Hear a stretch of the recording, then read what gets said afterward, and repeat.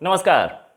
पाकिस्तान के पास आया है चाइना का अब तक का सबसे बड़ा वॉरशिप, पीएनएस थोग्रील नाम है उसका। और ये जो शिप है ये चाइना की China state ship building corporation limited ने बनाया है।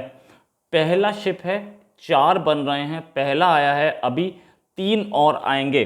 साथ में ये चाइना का अब तक का सबसे बड़ा शिप है जो कि पाकिस्तान के पास पहुंचा है। लेकिन इस पे खैर बड़े जश्न मनाए जा रहे हैं पाकिस्तान में कि हमारे पास इतना बड़ा शिप आ गया और हम अब बहुत अच्छी पावर रखते हैं, ये वो। तो पाकिस्तान को एक बात पता होनी चाहिए कि इंडियन नेवी क्या है।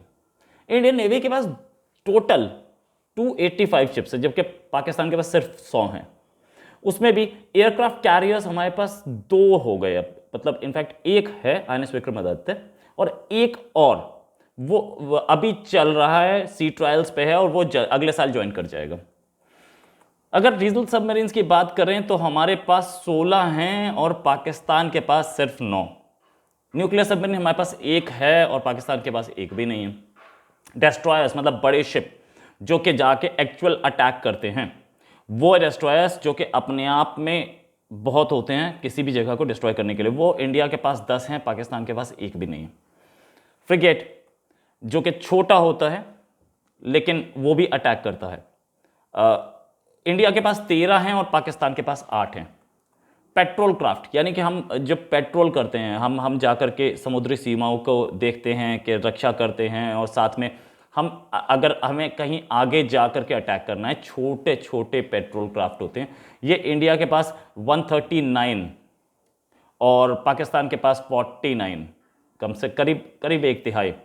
फिर उसके बाद इंडिया के पास पोर्ट्स और टर्मिनल्स की अगर बात करें कि हमारे पोर्ट्स कितने हैं, तो इंडिया के पास 13 पोर्ट हैं, पाकिस्तान के पास सिर्फ 2 हैं।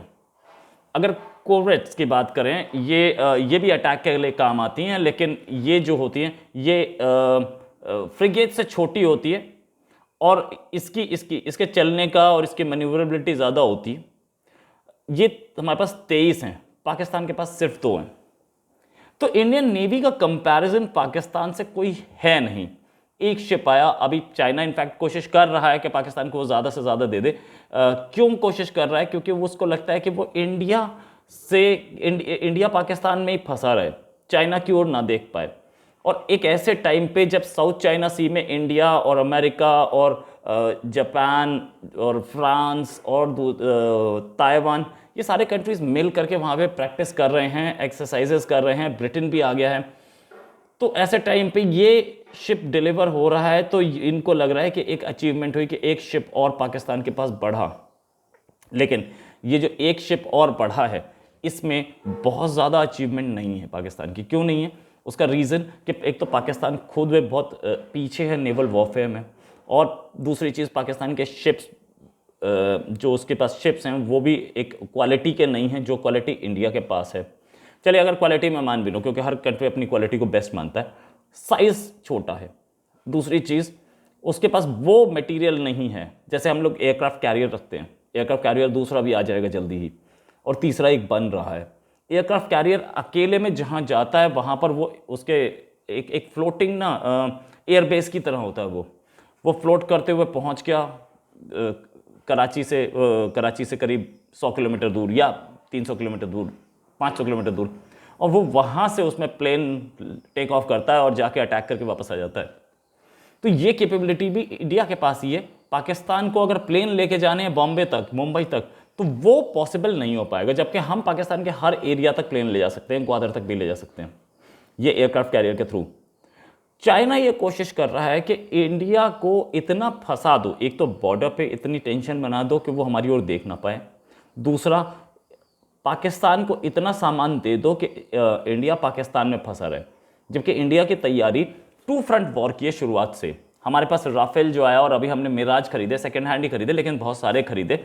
इसलिए खरीदे कि हम 2 फ्रंट वॉर की तैयारी कर रहे हैं, हम 1+1 एनिमी देख रहे हैं। 1+1 भी नहीं है, चाइना बड़ा एनिमी है, तो वो चाइना 2 के बराबर है और पाकिस्तान आधे के बराबर है, तो हम 2.5 एनिमी पे नज़र मार रहे हैं। इनफैक्ट हमारे एक फॉर्मर एयरफोर्स चीफ ने ये बोला था कि हम 2.5 एनिमी देखेंगे, ऐसे देखते हैं कि एक चाइना और एक पाकिस्तान और आधा अपने अंदर। तो हम जिस भी एनिमी पे दिमाग लगा रहे हैं, हमारे ये टू फ्रंट वॉर पे दिमाग लगाते हुए हम लोगों का अपना क्वाड चल रहा है साथ। अभी ऑस्ट्रेलिया को न्यूक्लियर सबमरीन मिली हैं, अमेरिका खुद यहाँ प्रेजेंस लेके बैठा है, साथ में जापान जिसके पास अच्छे इक्विपमेंट्स हैं, जिसके पास नेवी अच्छी है, वहाँ ओकिनावा एयरबेस है अमेरिका का, ओकिनावा बेस है अमेरिका का, साउथ कोरिया में बेस है, ताइवान में बेस है। तो इधर ऐसी जगहों पे जहाँ बेसिस हैं अमेरिका के, और अमेरिका हमसे चाह ही रहा है कि चाइना के खिलाफ हम एक लामबंदी कर लें। इसमें वियतनाम भी कहीं कहीं हमारा सपोर्ट करता है, और साथ में इसमें सिंगापुर वगैरह छोटे छोटे जो कंट्रीज़ हैं, ये सारे के सारे अमेरिका को सपोर्ट करते हैं कि आप हमें चाइना से बचाइए। इसमें ताइवान, फिलीपींस सब आ जाते हैं। और इनफैक्ट गोवा में एक जगह है, हवाई आइलैंड्स तो हैं ही पैसिफिक ओशन में, साथ में गुआम एक जगह है जो कि अमेरिका की एक स्टेट है, जो कि इनकॉर्पोरेटेड नहीं है, वो अमेरिका की एक स्टेट में काउंट नहीं होती, लेकिन अमेरिका का एरिया है। जितने भी लोग हैं सारे के सारे अमेरिकन सिटीजन्स हैं। उस कंट्री का प्रेसिडेंट जो है वो अमेरिका का प्रेसिडेंट होता है हमेशा। वो गुआम भी इसी इलाके में पड़ता है, वो बेसिस भी अमेरिका के पास हैं। और ये सारी फैसिलिटीज़ हमारी अभी अलास्का में हुई एक्सरसाइज हुई अमेरिका के साथ मिलके। तो वो एक्सरसाइज क्यों हुई थी? वो इसीलिए हुई थी कि हमारी एक्सरसाइजेज से होता क्या है, एक्सरसाइज से हमें ये पता लगता है कि हमें दूसरी आर्मी के साथ या दूसरी नेवी के साथ या एयरफोर्स के साथ हमें काम करना है, तो हम किस लेवल पे अपनी उनके साथ कोऑर्डिनेशन बैठा पाते हैं। तो हमारी एक्सरसाइजेस, तो अब मलाबार एक्सरसाइज जो हमारी चलती है वो अब साल में 2 बार होने लगी, मतलब 2 पार्ट्स में होने लगी है। तो हम ऐसी एक्सरसाइजेस बढ़ाते जा रहे हैं। हमारी नेवी की आपस में अच्छी जान पहचान हो रही है, हमें ये पता लग रहा है कि वो नेवी कैसे ऑपरेट करती है। हम उनके कुछ मैन्यूवर्स सीखते हैं, वो हमारे कुछ मैन्यूवर्स सीखते हैं, और साथ में हम एक दूसरे को बता पाते हैं कि हमारी कैपेबिलिटी क्या है और हमने कहाँ तक सी की मैपिंग कर रखी है, उन्होंने कहाँ तक सी की मैपिंग कर रखी है, वो हमें डिटेल मिलती है।